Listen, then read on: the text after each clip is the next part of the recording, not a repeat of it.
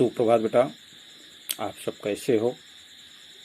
आज बेटा हम आपको विनय के दूसरे पद को पढ़ाऊंगा।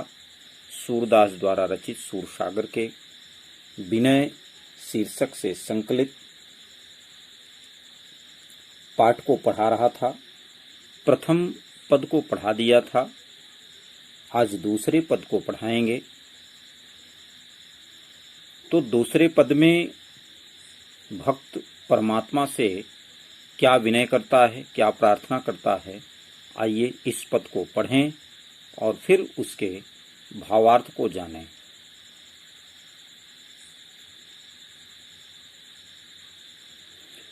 तो दूसरे पद में सूरदास जी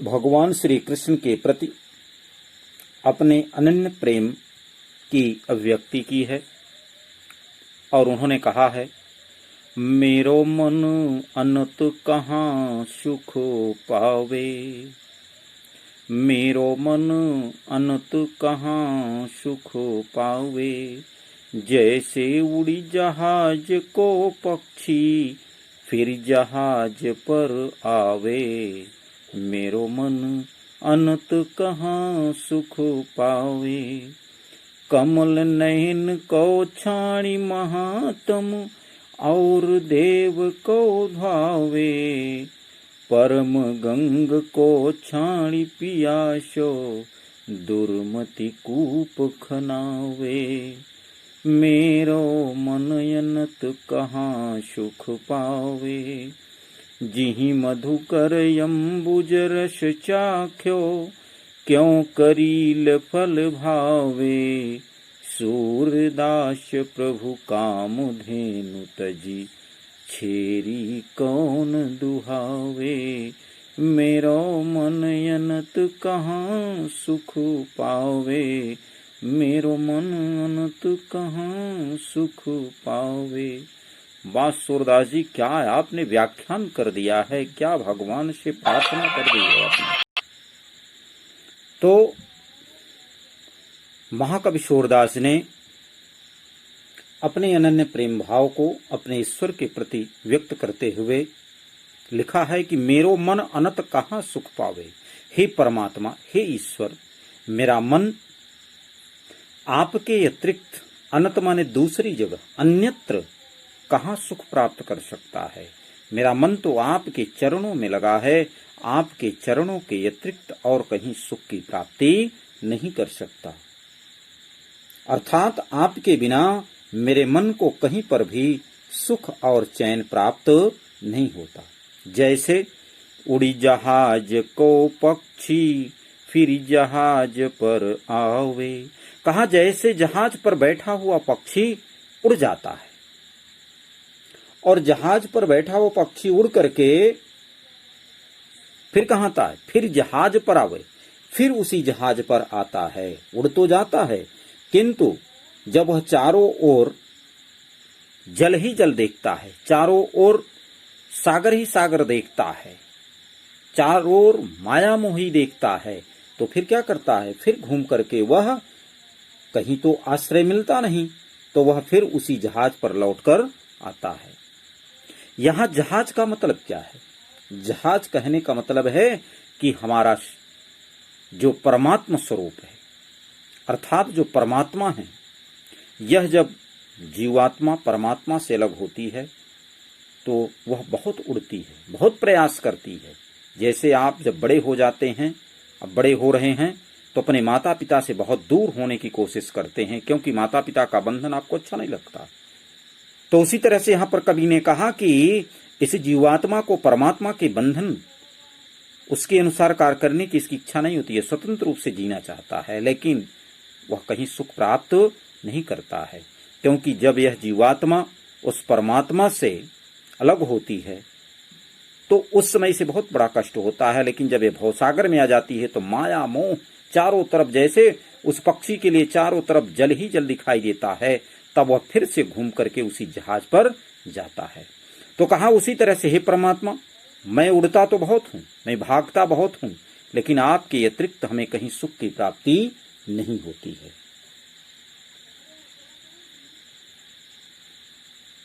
आगे तीसरे पद में, तीसरे लाइन में क्या कहा उन्होंने? कमल नयन को छाड़ी महात्म। कमल नयन माने कमल के समान नेत्र वाले कौन? प्रभु श्री कृष्ण। कहा कि हे श्री कृष्ण भगवान, आपके अतिरिक्त, आपको छोड़ करके इस महात्म को, इस मानव शरीर को, आपके अतिरिक्त अन्य कहीं सुख नहीं है। अर्थात हे कमल नयन, आपकी महिमा के गान को छोड़कर अन्य देवी देवताओं की आराधना में कैसे कर सकता हूं? और देव को धावे, अन्य देवी देवताओं की मैं आराधना कैसे कर सकता हूं? कहा यदि मैं ऐसा करता हूं तो ये मेरी धृष्टता होगी, जैसे कि परम गंग को छाड़ी पियासो। कहा जैसे कोई प्यासा व्यक्ति श्रेष्ठ गंगा जी के जल को छोड़ करके क्या करता है? दुर्मति। दुर्मति माने दुष्ट बुद्धि के कारण कूप खनावे, कुआं को खनवाता है, जबकि उसके समीप क्या है? पवित्र गंगा का जल बह रहा है। तो कहा कि वह पवित्र गंगा जी के जल को प्यासा व्यक्ति छोड़ करके, है प्यासा, वो गंगा जी के जल को नहीं पी रहा है, क्या कर रहा है? दुर्मति, दुष्टमति के कारण, कुबुद्धि के कारण वह कुएं को खनवाता है। तो कहा उसी तरह से आपको छोड़ करके मैं दूसरे देवी देवताओं का ध्यान करूं। इसके बाद क्या कहा? जिहि मधुकर अम्बुज रस चाख्यो, क्यों करील फल भावे। उन्होंने कहा कि यदि भौरा एक बार कमल के रस का आस्वादन कर लेता है, चाख्यो माने आस्वादन कर लेना, जब भौरा कमल के रस का आस्वादन कर लेता है तो करील फल क्यों भावे, तो उसे करेले का फल फिर अच्छा क्यों लगेगा? अर्थात उसे करेले का फल अच्छा नहीं लगता है। तो जो मनुष्य आपके अमृत रस का पान कर लेगा, फिर उसे अन्य फल की कोई इच्छा ही नहीं होगी। अर्थात उसे दूसरे फल कैसे होंगे? तो कहा करीले के समान कड़वे होंगे। जैसे कि करेले का फल अत्यंत कड़वा होता है तो वह भौरा उसका स्वादन नहीं करता, उसी प्रकार मानो यह जीवात्मा भी जब आपका रसास्वादन कर लेती है, आपके रस को पी लेती है, आपके गुणगान को समझ लेती है, गा लेती है, तो फिर यह जीवात्मा किसी दूसरे रस की इच्छा नहीं करती। इसलिए आगे भी सूरदास ने कहा, सूरदास प्रभु काम धेनु तजी, छेरी कौन दुहावे। सूरदास जी कहते हैं कि हे प्रभु, आप कामधेनु हैं, अर्थात मनोकामनाओं को पूर्ण करने वाले हैं। जैसे कामधेनु गाय जो इच्छा होती थी सो मानव मांग लेते थे, सो देवी देवता मांग लेते थे, उससे वह दे देती थी, प्रदान करती थी। तो कहा कि सूरदास जी ने कहा कि जिसके पास संपूर्ण कामनाओं को पूर्ण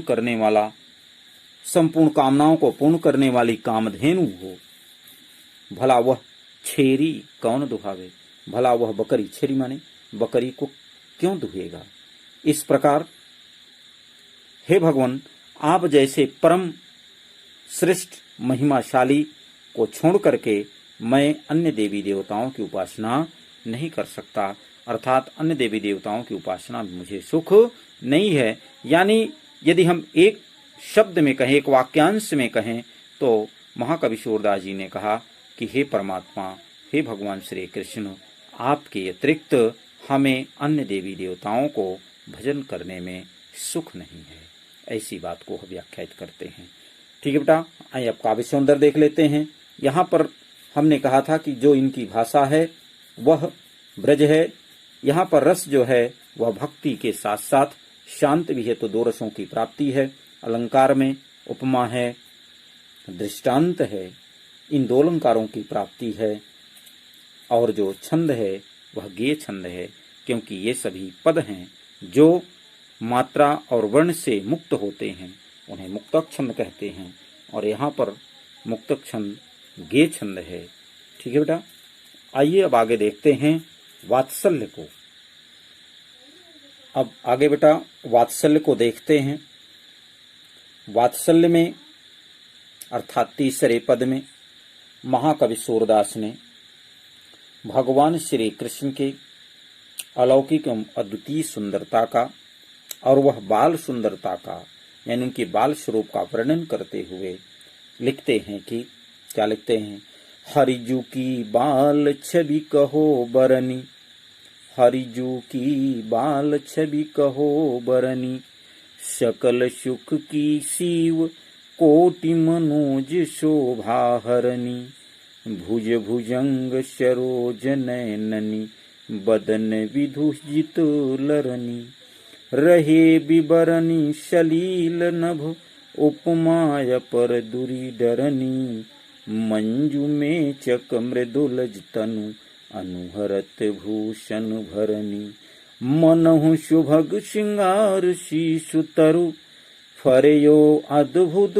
फरनी, चलत पद प्रतिबिंब मणि आंगन, घुटुरु बनी करनी, जलज संपुट सुभग छवि भरी, लेति उर जनु धरनी, पुण्य फल अनुभवति सुतहि, बिलोकी कहे नंद धरनी, शूर प्रभु की उर बसी, किलकनी ललित लर खरनी, हरिजू की बाल छवि कहो बरनी।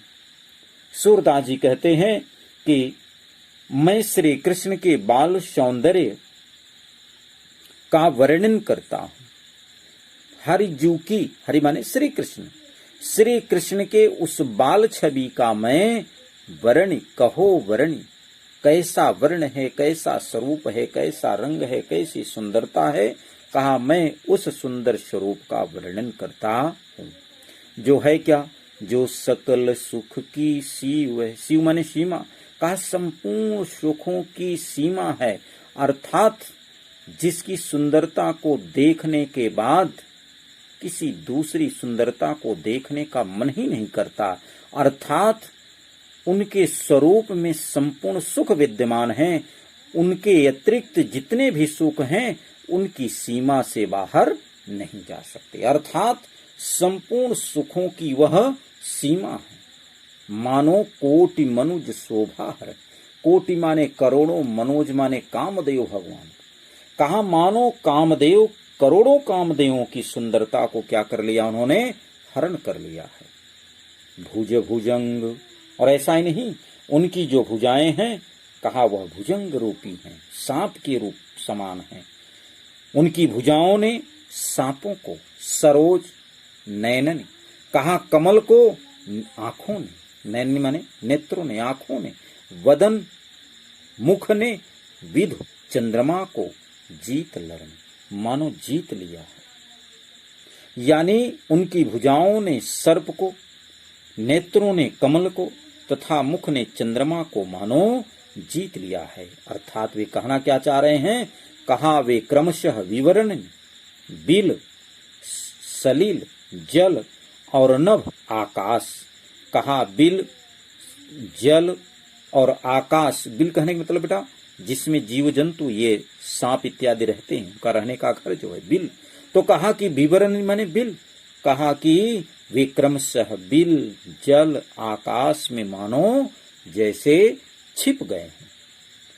उपमा अपर दुति डरन, उपमा अपर, अपर माने अन्य।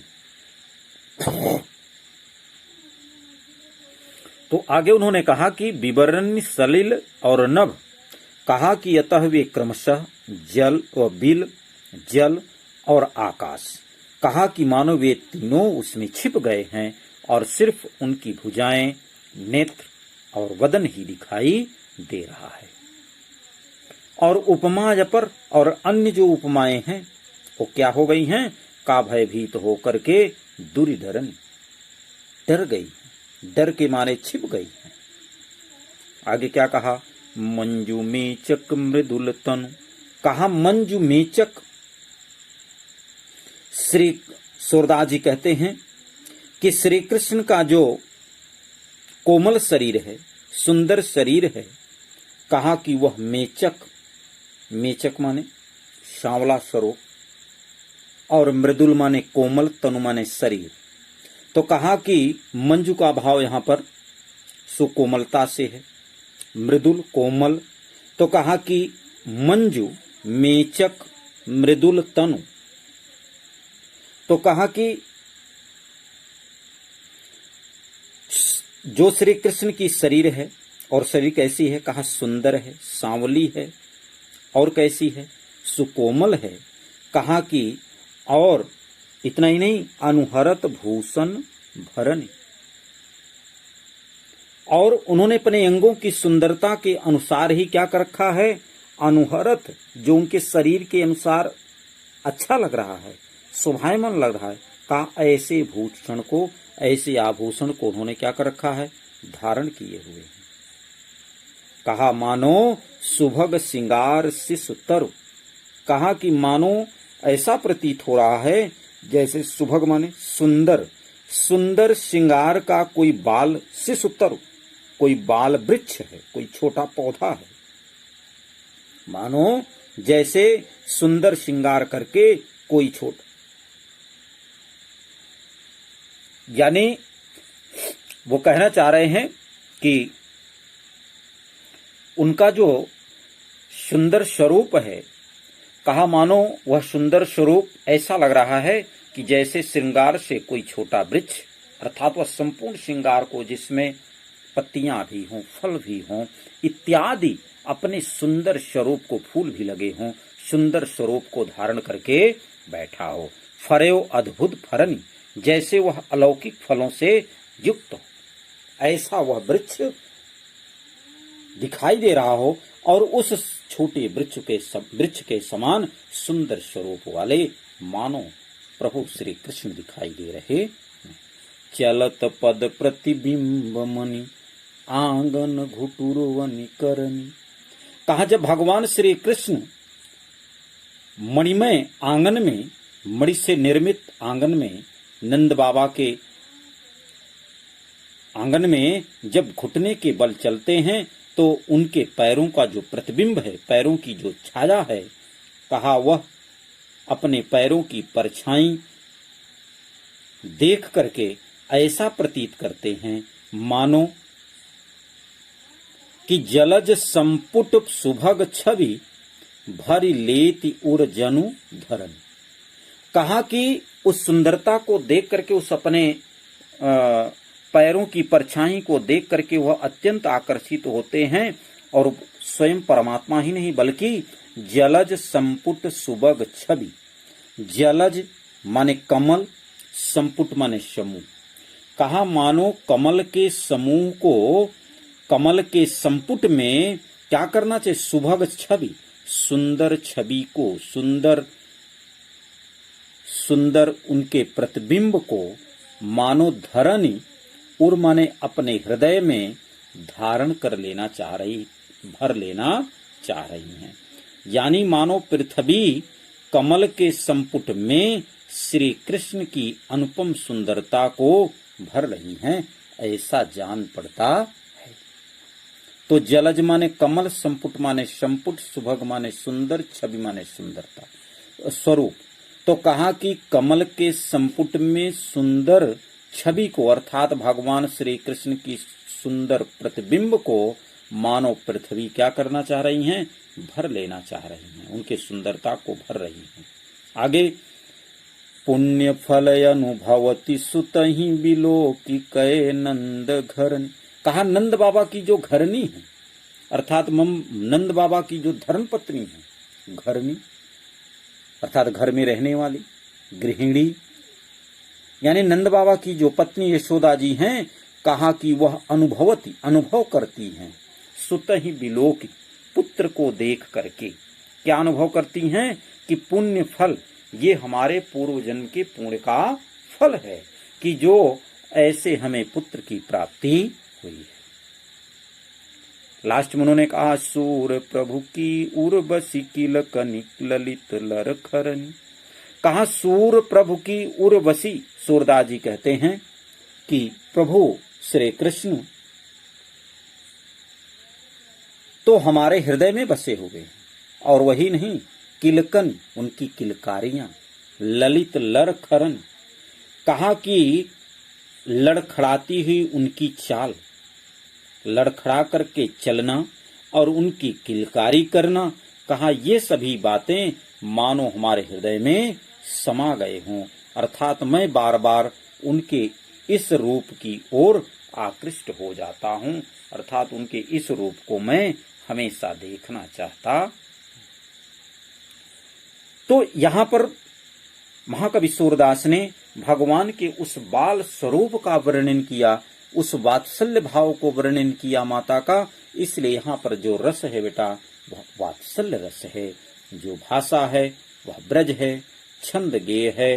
अलंकार में आपको दो अलंकारों की प्राप्ति हो रही है, एक तो आपको अनुप्रास है और दूसरा उत्प्रेक्षा है, क्योंकि मनहु है। ठीक है, तो इन दो अलंकारों की यहां पर प्राप्ति होती है। अब आगे पद को देखते हैं बेटा, चौथे। यहां पर अब आगे के पद में आपको हम भ्रमर गीत पढ़ाएंगे, और ये जो भ्रमर गीत है, इस भ्रमर गीत में क्या है इसको जान लीजिए। और यह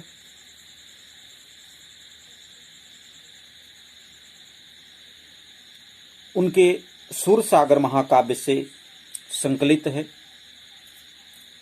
तो इसका संदर्भ क्या बनेगा बेटा, पहले इसको सुन लें। सुललित सारगर्भित काव्यांश पठित पाठ्य पुस्तक हिंदी काव्यांजलि के भ्रमर गीत नामक शीर्षक से संकलित है, जो कृष्ण भक्ति शाखा के मूर्धन्य विद्वान मूर्धन्य कवि सूरदास जी द्वारा रचित सूरसागर नामक ग्रंथावली से अवतरित है, संकलित है। अब भ्रमर गीत में प्रसंग क्या है इसको थोड़ा सा जान लें।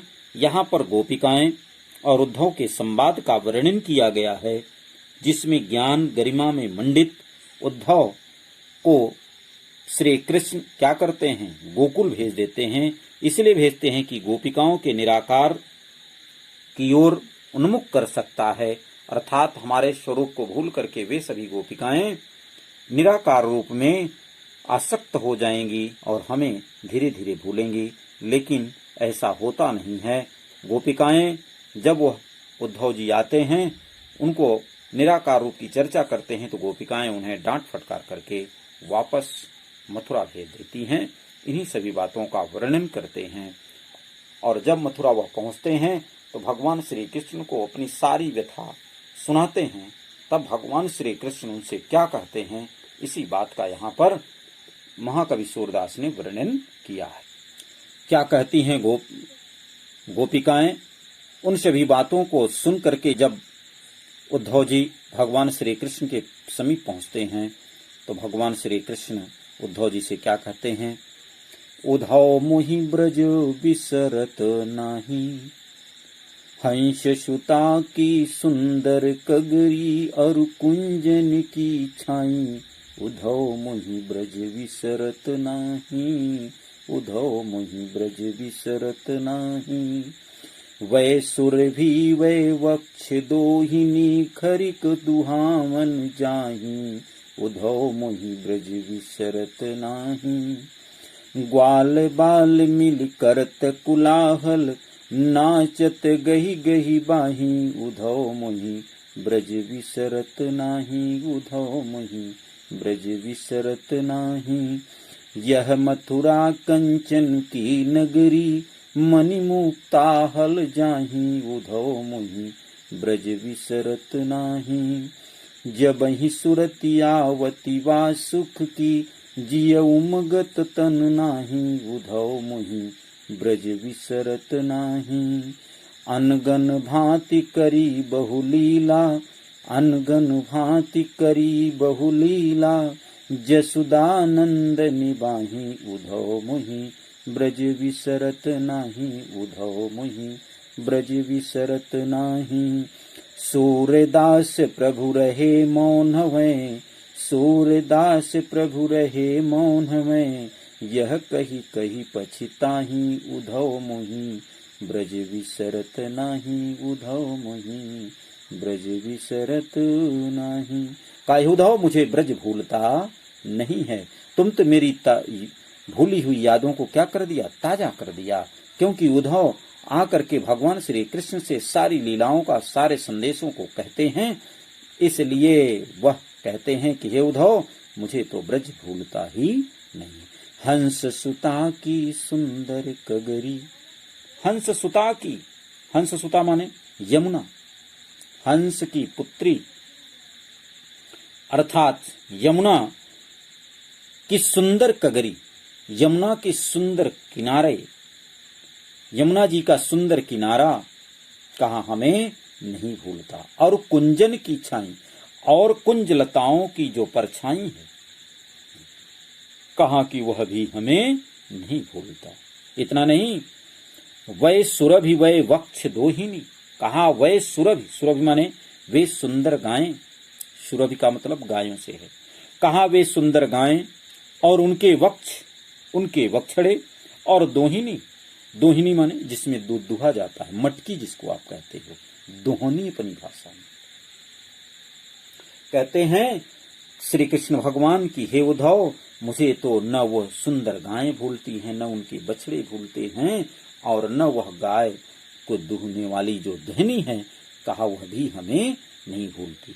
खरिक दुआवन जाहि, कहा खरिक दुआवन, खरिक माने गाय दुहाने का जो स्थान होता है, जिसको हम लोग गौशाला बोलते हैं।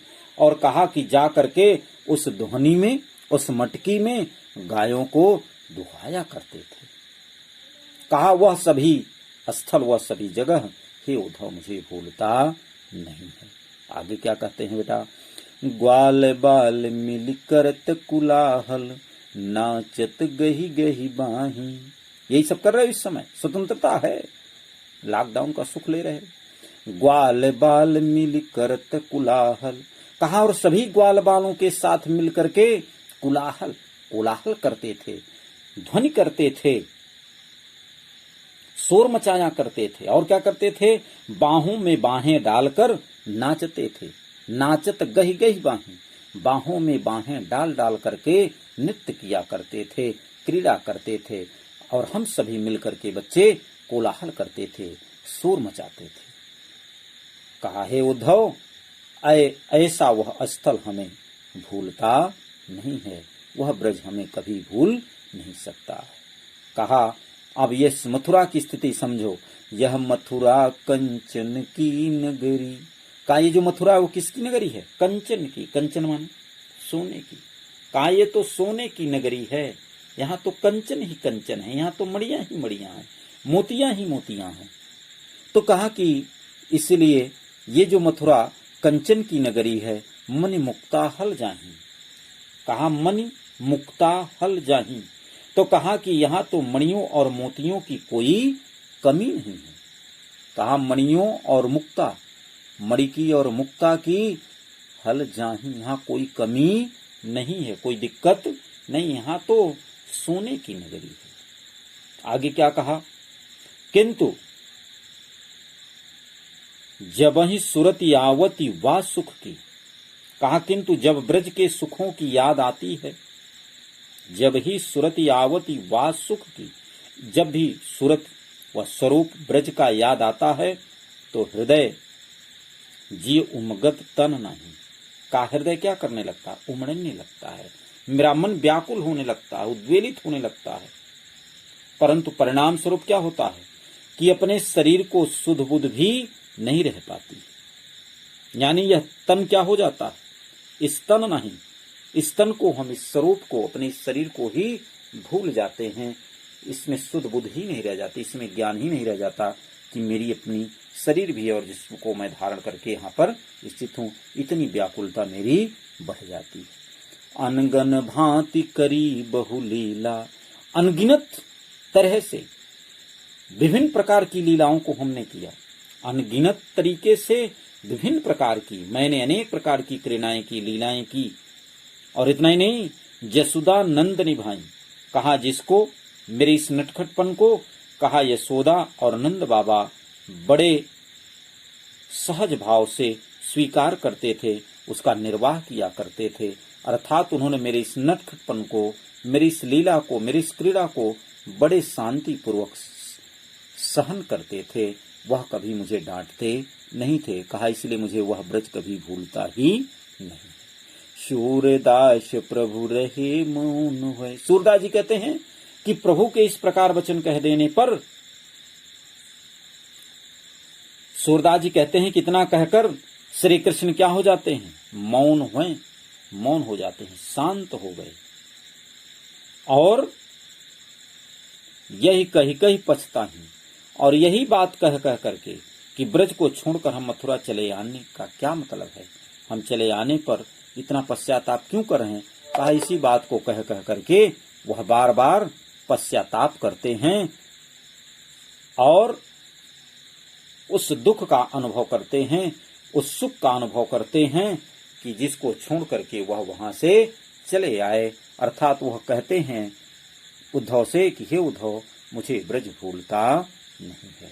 बेटा यहाँ पर काव्य सौंदर्य देख लें। काव्य सौंदर्य में जो भाषा है वह ब्रज यहाँ पर भी है, जो छंद है वह यहाँ पर भी गेय है। तो भाषा ब्रज, छंद गेय, और जो रस है वह विप्लव श्रृंगार है, क्योंकि यहाँ पर विप्लव माने वियोग श्रृंगार रस है। और जो अलंकार है वह विरोधाभास है, यह मथुरा तनु नाही। ये दो विरोधाभास यहाँ पर स्पष्ट करते हैं, इसलिए यह है ना,